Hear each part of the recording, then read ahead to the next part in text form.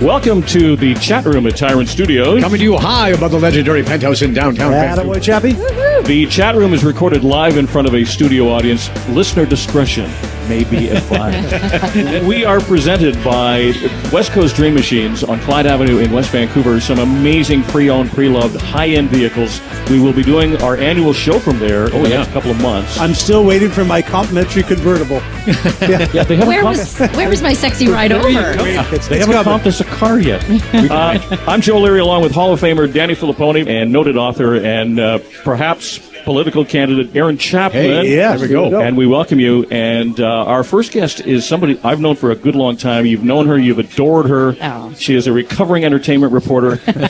And E.T. Canada, I've known her from the days of Urban Rush. Yes, you're going way back. So much more. Erin Cebula, welcome to the program. Welcome. And looking beautiful as ever, I must say. Absolutely. You're very kind. Absolutely. Well, I appreciate the lighting, boys. I didn't expect this podcast style. You guys are we're living it up here. We're classing it up here. We definitely are. Last time I saw you, we were at AJ's on Broadway. Yes, we were. I was stuffing my face with pizza. We had a good time together. And I'm going to for just a second, before we open it up to general discussion, I'm a big fan of the show Survivor. I've been since day one. Yeah, me too.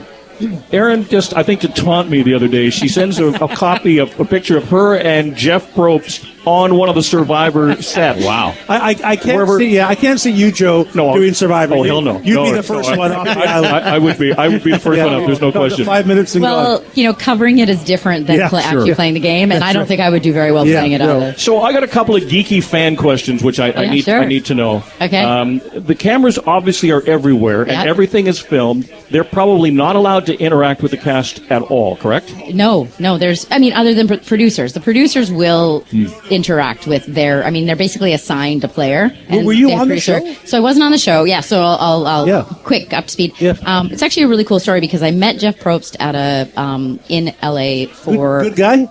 Great guy. Okay. Cool guy. Yeah, really fun. You want to chill with him. Sure. Intense, though. Don't F with him because he'll take you down. He's got a knife on him. I met him, and I just had a casual conversation with him off camera, told him how much I love Survivor, told him I was trying to make my own show and that it sucked and I couldn't sell it. And he's like, well, drop me a line. Maybe I can help out. A couple emails were exchanged, and I said, why don't you ever have reporters on, doing the challenges, testing everything and doing a proper show? And he said, well, yeah, we've never really had anybody that wanted to do it that way. He said, we've never had any women come. And he's like, would you do it? I'm like, sign me up. Yeah. And 3 months later, I was on the set of Survivor. Wow. So Amazing. that's the story.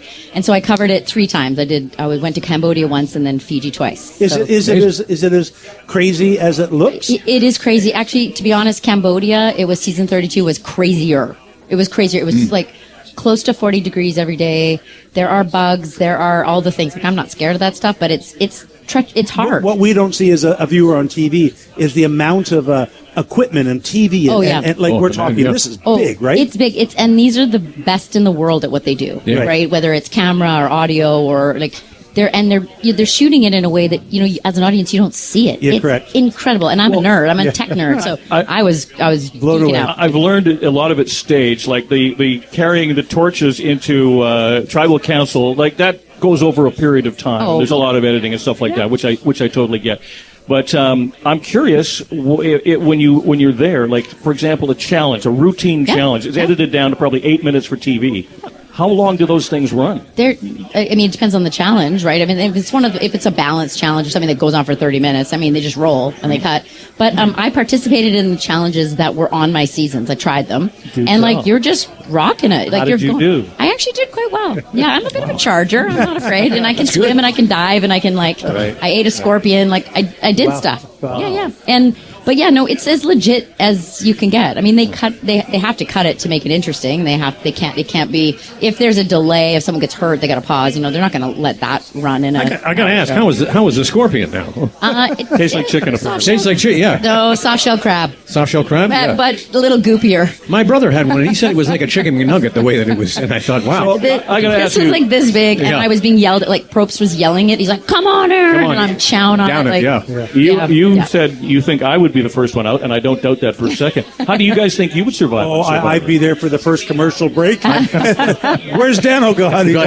I think it's honestly, I think the food, the lack of food and sleep are the hardest things. Like challenges and stuff. Like, if you have a competitive spirit, you're down for it. But if you're not sleeping and you're not eating, think about how you are. I did that for 20 years as a musician, so I have no problem doing it. I think I do quite well. You're good. I'm on tour. That's what we did all the time. So, Erin, now you're back. Do you live in Vancouver? I do. Yeah. Just so, around the corner. what's a typical day for you now? I know you do a lot of different things. Yeah. So tell us what you're up to these days. I'm a little bit of a Jill of all trades. I've always called myself. I still work in broadcasting, but more on the sort of commercial side. I'm the spokesperson for BC Children's Hospital Lottery. See all the time, and the Capital Direct. You see everyone's coming up to me these days going, Capital Direct. So,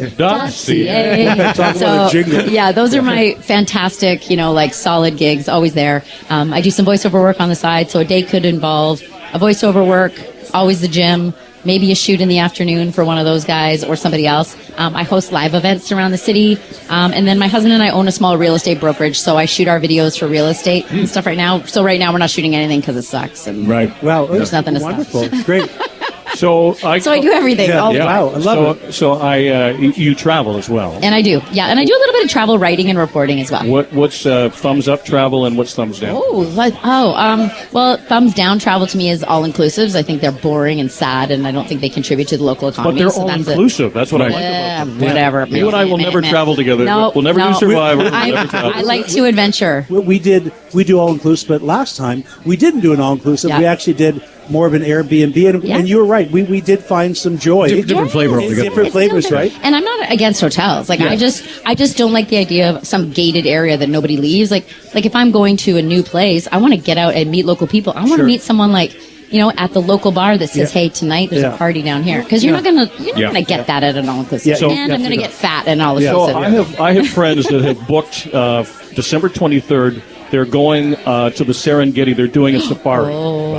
Yes, that sounds very cool, but I just know what a pain in the ass I can be, where if my creature comforts are gone, I just don't think I could ever do that, even if you comped me to Africa. We've established you're a non-survivor participant, and you love all-inclusive. But Joe, you can stay. I did a safari, 2017, something like that, in Kenya, and you can stay in some really nice places. It's a tent, but it is a luxe tent with a clawfoot tub. And a mini bar. Giraffes looking in there. A zipper that goes up and down. And but it's like gourmet food. You're not exposed. Joe to wants the a little bit of Vegas everywhere. Okay, well, that might not be your thing yet. But the animals are incredible. It's like you touch down in Africa, you put your feet on the dirt, and you're like, whoa, something's different here. Yeah.